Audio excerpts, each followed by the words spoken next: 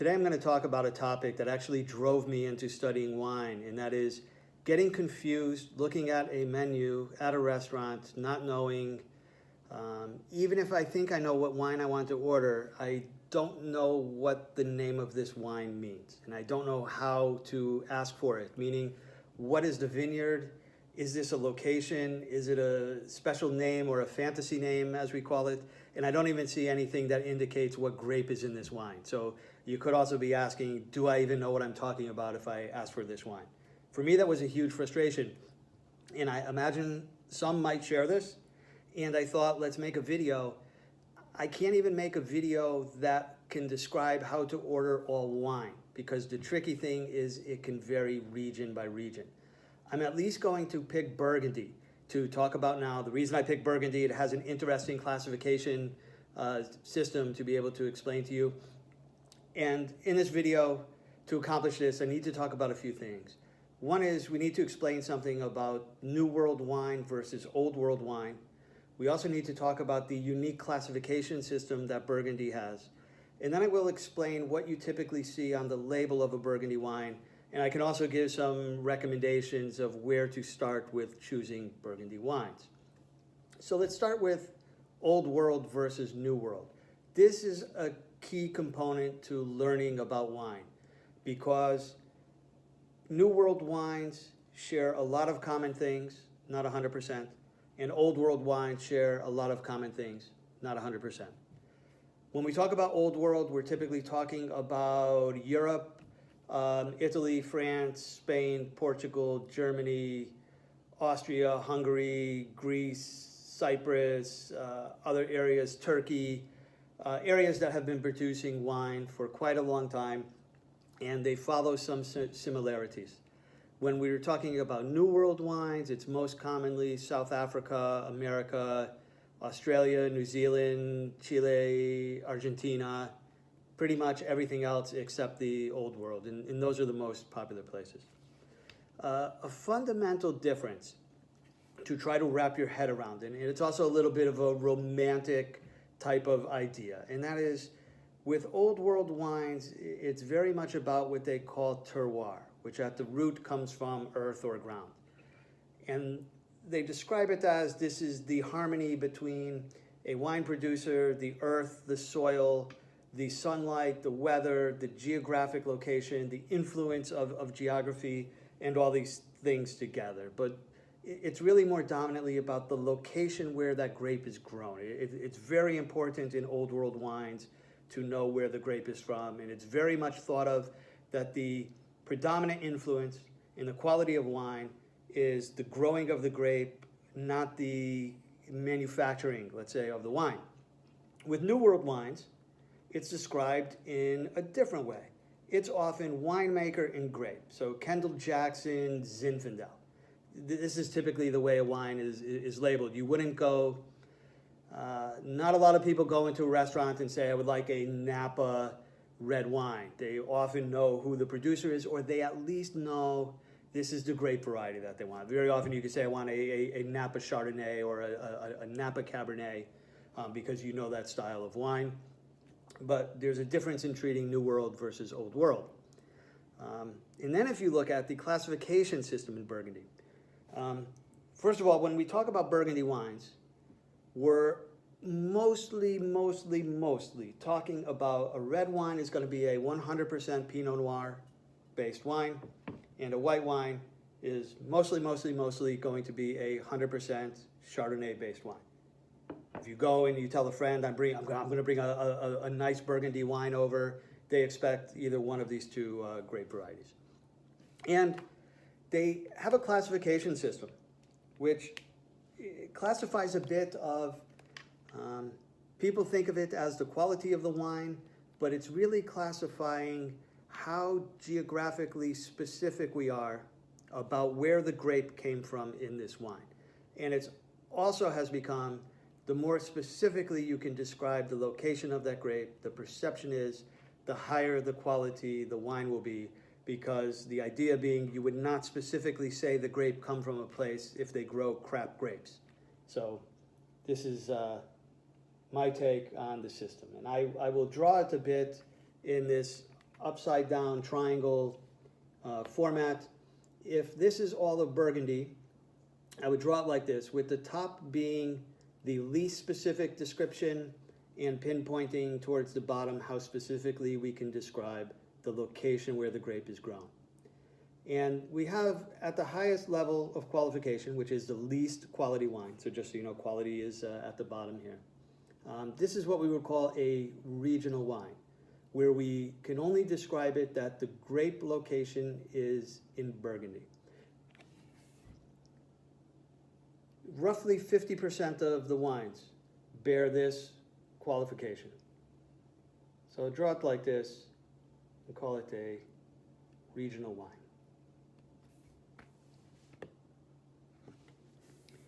At the next level, we will know what village the grapes came from. So within the area of Burgundy, there are villages that are known for a certain level of quality, certain type of grapes. In general, the villages to the north are considered to be better for Pinot Noir, and the villages to the south better for Chardonnay. And for the next level of quality, we might describe what village the wines came from. For a village wine, roughly 37% of the wines or the grapes grown in Burgundy are used in a village wine. Then we get in, at the bottom I will draw, this is where we know very specifically a plot of land which has a specific, let's say a trade name for that plot of land. They use the term climat. And we know very specifically what piece of land this grape was grown on. And in that case, we describe two levels of quality, one being a Premier Cru and an even higher level of quality that we will describe as a Grand Cru.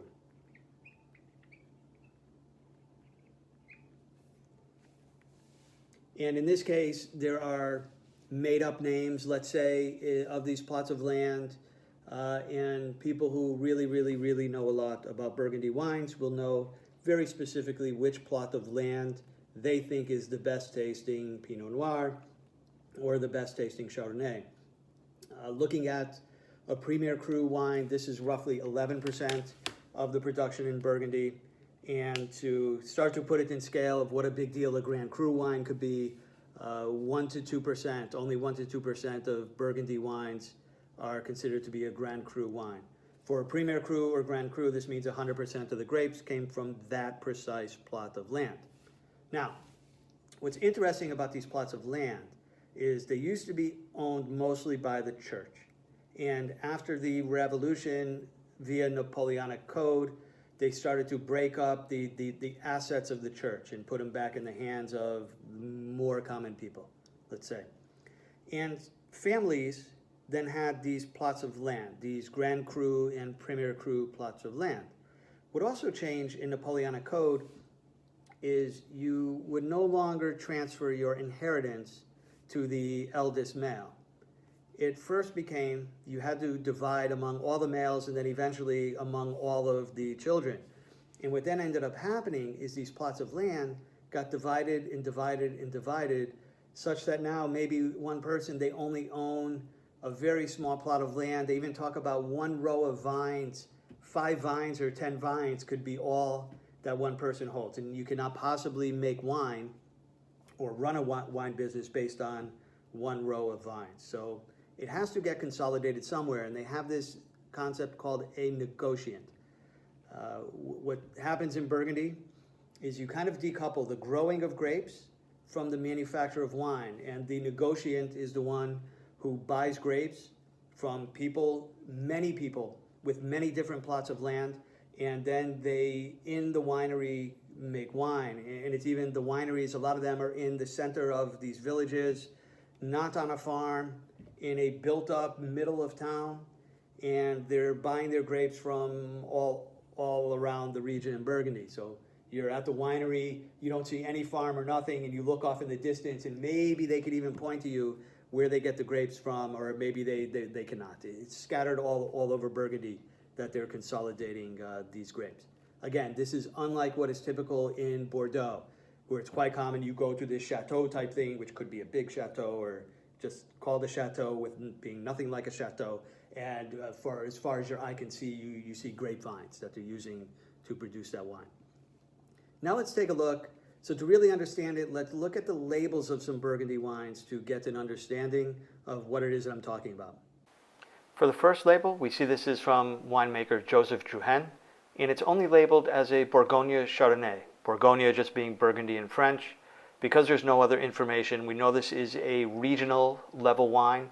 And in this case, they give us a little bit of help by telling us that it's a Chardonnay, because unless you had seen it within the white and red section of a menu, you would otherwise have no clue how to tell, is this a Chardonnay or a Pinot Noir? And for this label, we make a step up in the classification system. Same producer. Now it says Morceau on the label. We know what village it comes from. This is a higher level wine, a village wine.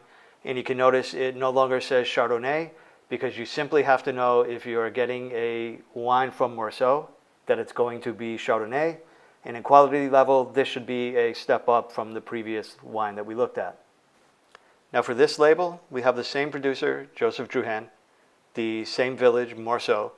And in this case, we see this is a Premier Cru wine, and Perrier is the name of that cru. So the specific plot of land is named Perrier, and by looking at this label, we know that's a Premier Cru plot. There could be another wine from Morceau. I don't know if they have any Grand Crus there, but if it was a Grand Cru, it would say Grand Cru, and it would have the name of that plot on the label. Now let's take a look at an actual wine list from a restaurant and put some of these concepts into practice. Skip over the first few Chablis at the beginning. Let's focus on this Dominique Cornan. Here you can see it's labeled just as a Burgundy. This means it's of the regional variety that we looked at, and if you look at the price, it has a price that lines up. Skip down a couple. This Etienne Sauzet La Truffière Premier Cru. Etienne Sauzet is the winemaker. La Truffière Premier Cru is the plot of land that it comes from. And Pouligny-Montrachet is one of the villages. So if this was only a village wine, you would not see the La Truffière Premier Cru. This should be a very, very good wine, and you can see it has a very high price tag to line up with that. And the next one down, we go to a village wine from a very well-known village, Chassagne-Montrachet, and a little bit of a curveball where you see Côte de Beaune. If you remember, I had described that to the south is more prestigious for Chardonnay, and to the north, more prestigious for Pinot Noir. Côte de Beaune is describing that it's from the south, so that helps us get an idea of which wines are going to be good for Chardonnay. So they're helping us out a little bit on this menu. Now let's take a look at the reds. The format follows the same as the white, so I will not explain how to translate the label into the menu. Here let's talk a little bit about how to choose something from this list. You do need to know some things. So what I do know is that Vasne Romane is like the top of the top. This is a once-in-a-lifetime type of wine. And at $375, you could see it has a price tag to match. This is the one right in the middle. What I also know is that, let's say, the next most famous area in the north for Pinot Noir is Gevrey-Chambertin. And you have a couple of choices. Right in the middle, you have the village level of this Dormain Fourier. Might be a pretty good value at 100 if you consider 100 to possibly be good value. And you can have a great Premier Cru, this 2010 at the bottom, for 178. What I also just happen to know, because a sommelier had recommended it to me at some time, is that the value for Santenay could be very high. And the third from the bottom, here's a 2015 from Santenay, and you could get this for 42. And maybe that's a steal relative to Burgundy wines. So if you ask me what would I select from the menu, if I'm in a $42 mode, I get the Santenay. And if I'm in a $100 mode, I get the Gevrey-Chambertin. I hope this video was a bit helpful for you. Burgundy is a fantastic place. I was once told to go pray at the Crus to beg for free wine. This Crus is near one of the most famous wineries in the world. And maybe in another video, I'll tell you that story. Thanks.